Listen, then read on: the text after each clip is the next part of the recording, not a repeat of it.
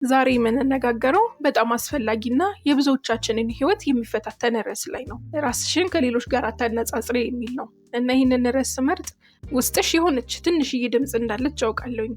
ያቺ ሁል ጊዜ የሆነ ሰው ካንቺ የተሻለ የበለጠ ስኬታማ፣ የበለጠ ቆንጆ፣ የተሻለ ህይወት የሚመራ እንደሆነ የምትነግርሽ ናት። እና አንቺም ይህን ስሜት ታውቂዋለሽ። ምናልባት የጓደኛሽን የስራ እድገት ስታይ ወይም የሰፈርሽ ልጅ ትዳር ስትመሰረት ወይም ደግሞ የማታውቂው ሰው በሶሻል ሚዲያ ላይ በጣም ፍጹም በሚመስል ሁኔታ ሲዝናና ህይወቱ በጣም የተስተካከለ ሲመስልሽ ውስጥሽ የሆነ የጎደለ የመሰለ ስሜት ይፈጥርብሻል።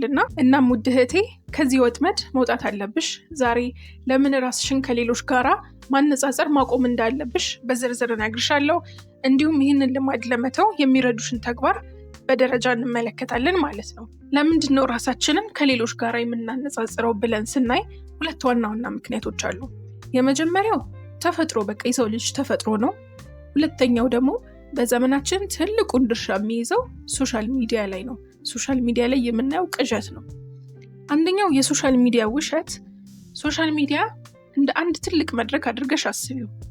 በዚህ መድረክ ላይ የሚታየው ነገር ሁሉ በጥንቃቄ የተመረጠ፣ የተስተካከለ እና ሆን ተብሎ የቀረበ ነው። ምናልባት አንቺ የምታውቂያት ወይም ደግሞ ማንኛውም ሶሻል ሚዲያ ላይ ያለች አንድ ሴት ፈገግ ብላ ባህር ዳርቻ ላይ የለጠፈችውን ፎቶ ስትመለከቺ፣ በጣም ትልልቅ ሬስቶራንቶች ምግብ ስትበላ ስታይ፣ እነዚህን ነገሮች አንቺ ነሽ የምታዩ እና ከፎቶ ጀርባ ያለውን ነገር አታቂም።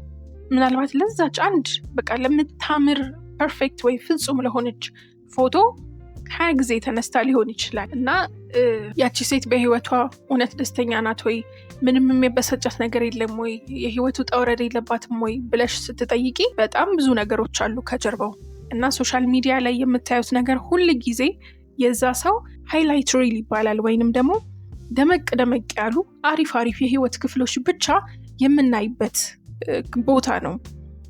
የሰው ልጅ የውስጡን ውጊያ፣ የተሰበረውን ልቡን፣ ያልከፍለውን የቤት ኪራይ፣ ከቤተሰብ ጋር ያለውን ውጣ ውረድ በፍጹም አውጥቶ ሶሻል ሚዲያ ላይ አይለጥፍም። አንቺ ግን የሌላ ሰው የምርጥ ጊዜዎች ወይም በቃ አሪፍ የህይወት ክፍሉን ብቻ መርጦ ሲለጥፍልሽ ከራስሽ የዕለት ተዕለት ውጣ ውረዶች ጋራ እያነጻጸርሽ ነው።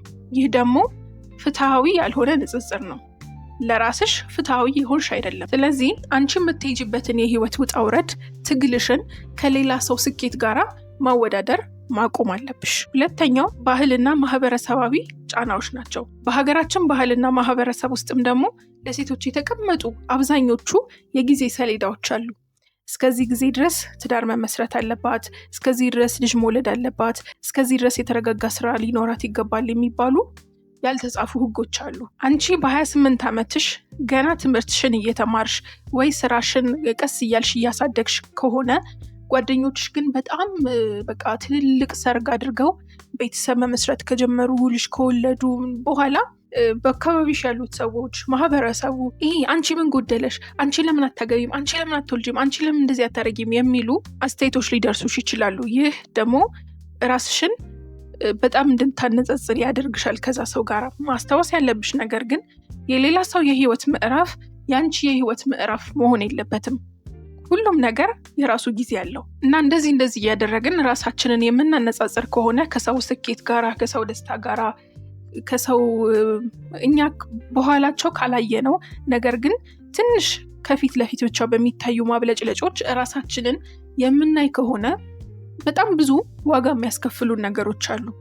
ከነዚህም ውስጥ አንደኛው ደስታችንን ይነጥቀናል። ቴዎዶር ሩዝቬልት የተባለ አንድ ታዋቂ ሰው ንጽጽር ደስታን የሚሰርቅ ነው ብሎ ተናግሯል አንድ ጊዜ። በጣም ትክክለኛ ንግግር ነው። አንቺ በአዲሱ ስራሽ ወይ በገዛሽው አዲስ ዕቃ ደስተኛ እኮ ልትሆኚ ትችያለሽ። ነገር ግን የሌላ ሰው የበለጠ ትልቅ ስኬት ስትሰሚ ወይም ደግሞ የሆነ ሰው ካንቺ የተሻለ ነገር እንዳለው ስታውቂ ያን ጊዜ ያ ደስታሽ ወዲያውኑ ይጠፋል። በዚያ ቅጽበት ያቺ ደስታሽ የራስሽ ስኬት ሳይሆን የሌላ ሰው ስኬት መለኪያ ሆና ትቀራለች ማለት ነው። ደስታሽ በቋሚነት በሌሎች ሰዎች እጅ ላይ እንዲሆን አትፍቀጂ። ራስሽ ባገኘሽው ትንንሽ ስኬቶችም ደስተኛ መሆን አለብሽ። አታነጻጽሪ። ሌላው ትልቁ ራስን ከሰው ጋር ማነጻጸር ክፋቱ እድገትሽን ያቆምብሻል። ራስሽን ከማሻሻል ይልቅ በቅናትና በብስጭት ላይ እንድታተኩሪ ማድረግ ነው። ከሰዎች ጋር ስትነጻጸሪ የምትጠይቂው ጥያቄ እኔ ልክ እንደሷ የተሳካልኝ ሰው ለመሆን ምን ላድርግ፣ እኔ እንደሷ ለመሆን ምን ላድርግ የሚለው ነገር ላይ ይሆናል። ትኩረትሽ ላይ ሌላ ሰው ጋር ብቻ ሲሆን ራስሽን እያጣሽ ራስሽ ላይ ፎከስ ማድረግሽን እያቆምሽ የሌላ ሰውን ስኬት ትመለከቻለሽ። ነገር ግን ይሄ ትክክል አይደለም። ትክክለኛው አንቺ ለራስሽ መጠየቅ ያለብሽ ጥያቄ እኔ ልክ እንደሷ እንዲሳካልኝ ምን ላድርግ ሳይሆን እኔ የተሻለ ሰው ለመሆን ምን ላድርግ የሚል ነው መሆን ያለበት። የሌሎች ሰዎችን መንገድ በመከተል የራስሽን ስኬት ታግጀዋለሽ እና ሁሌም ራስሽን ደግሞ ለማነጻጸር ስታስቢ እስቲ አስቢያቸው። በዓለም ላይ ያሉ በቢሊየን የሚቆጠሩ ሰዎች አሉ አይደለ? ከነዚህ ሁሉ ሰዎች መካከል ያንቺ የጣት አሻራ ከአንድም ሰው ጋር አይመሳሰልም በዓለም ላይ። ይሄ እንግዲህ የተረጋገጠ ነገር ነው። ስለዚህ በአካል ደረጃ ልዩ ከሆንሽ አንቺን የሚመስል ዓለም ላይ ማንም ከሌለ በውስጣዊ ማንነትሽ፣ በችሎታሽ፣ በልምዶችሽ፣ በመንፈሳዊ ጉዞሽ እንዴት ልትመሳሳይ ትችያለሽ? በፍጹም። የአንቺ ታሪክ ያንቺ ብቻ ነው። የአንቺ ህመም፣ ያንቺ መነሳት፣ ያንቺ ፍቅር፣ ያንቺ ጥንካሬ የሆነ ልዩ የሆነ ቀለም አላቸው። እነዚህን በሌላ ሰው ቀለም ለመቀባት አትሞክሪ። አንድ የዘርና የዛፍ ምሳሌ ልስጥሽ። ምድር ላይ የተለያዩ ዘሮች እንዳሉ እናስብ። የጥራጥሬ ዘር አለ፣ የቴምር ዘር አለ፣ የቡና ዘር አለ፣ የአበባ ዘር አለ። ሁሉንም በአንድ ቀን ብትተኪያቸው ሁሉም በተመሳሳይ ፍጥነት አያድጉም። የጥራጥሬ ዘር በአጭር ጊዜ ውስጥ ፍሬ ሊያፈራ ይችላል።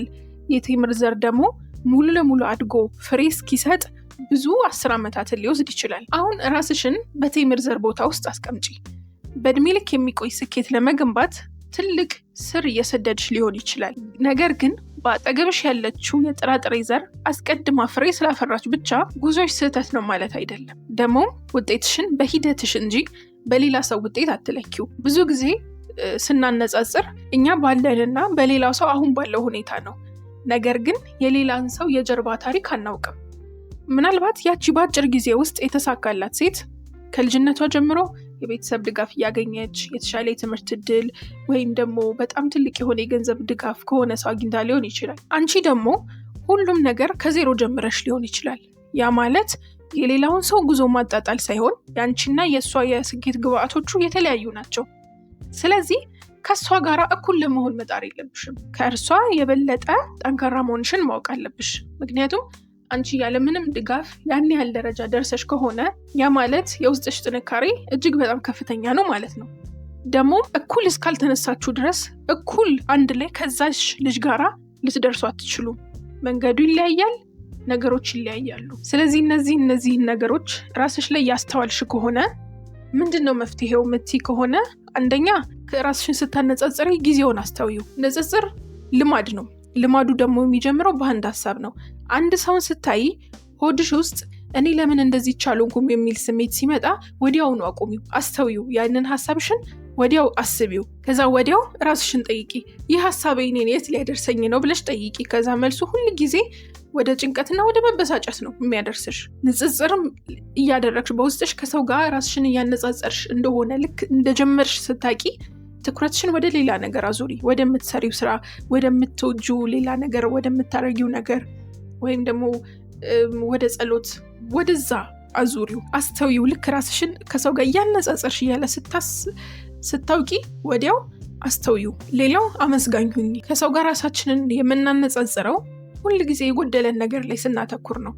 ምስጋና ግን ያለሽበትን ነገር እንድታይ ያደርግሻል። በየቀኑ ጠዋት ወይም ማታ ቢያንስ 5 ነገሮችን የምታመሰግኝባቸውን ነገሮች ጻፊ ወይም አስቢ። በእግርሽ መራመድ መቻል፣ መተንፈስሽ፣ በህይወት መኖርሽ፣ ጤናሽ፣ የሚወድሽ ሰው፣ ቤተሰብሽ፣ ብቻ ብዙ ነገሮች። አንዱ ቢጎድል አንዱ የሆነ የሰው ልጅ የሚያመሰግንበት ነገር አይጠፋም። የሌላ ሰው ስኬትን ከማየት ይልቅ አምላክ ላንቺ የሰጠሽን በረከት ማሰብ ስትጀምሪ የውስጥሽ ሰላም ይመለሳል። ስለዚህ ስታመሰግኝ፣ አመስጋኝ ስትሆኚ ከንጽጽር ይልቅ በትህትና እንድታድጊ ይረዳሻል። ሌላው የራስሽን የስኬት መንገድ ፍጠሪ። የዓለም ስኬት የሚለካው በገንዘብ፣ በትልቅ ቤት ውስጥ፣ በትዳር ብቻ አይደለም። ለአንቺ ስኬት ምንድን ነው? ምናልባት ስኬትሽ ምንም ሳትበደሪ ወይ ዕዳ ሳይኖርብሽ መቆየትሽ፣ ምናልባት ብዙዎችን የሚረዳ ትንሽ የንግድ ስራ ስትጀምሪ ሊሆን ይችላል። ምናልባት ጤናማ መሆንሽ፣ የአእምሮሽ ሁኔታ የተረጋጋ ስለሆነ እነዚህ ነገሮች የስኬት መለኪያሽ አድርጊያቸው። የሌሎች ሰዎች መለኪያ ተጠቅመሽ ራስሽን አትለኪ። ሌላው ሶሻል ሚዲያሽን ማጽዳት ነው።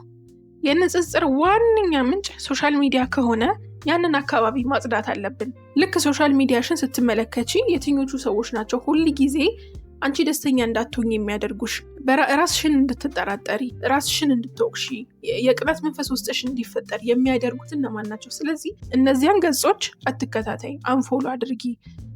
ራስሽን ወደ ማጎልበት መጽሐፍ ማንበብ ሊሆን ይችላል፣ ወይንም ደግሞ የሚጠቅሙሽን የተለያዩ ማየት ያለብሽን ነገሮች ብቻ እየመረጥሽ ማየት ያስፈልግሻል። በመጨረሻም ልልሽ የምፈልገው ነገር ማንም ሰው ካንቺ የተሻለ አይደለም፣ ማንም ሰው ካንቺ ያነሰ አይደለም። ሁሉም የሚወዳደረው ከትላንት ማንነቱ ጋር ብቻ ነው። አንቺም በትላንትናው ማንነትሽ ላይ እንድታድጊ ነው መትካት ያለብሽ። ጉዞሽ ረጅም ቢሆንም ውጤቱ ግን ጣፋጭ ይሆናል። የሌላ ሰው ፍጥነት ያንቺን ዋጋ አይወስነውም። የሌላ ሰው ስኬት ያንቺን ውድቀት አይገልጸውም። ራስሽን ከሌሎች ጋር ማነጻጸር ስትጀምሪ መስታወት ጋር ሄደሽ ራስሽን ተመልከቺና በአምላክ የተሰጠኝ በረከት ስጦታ ብዙ ነው ማለት አለብሽ። ይህ ቪዲዮ ከረዳችሁ ላይክ አድርጉ። አስተያየት ካላችሁ ኮሜንት መስጫው ላይ ጻፉልኝ። ሰብስክራይብ አድርጉ። ቻው።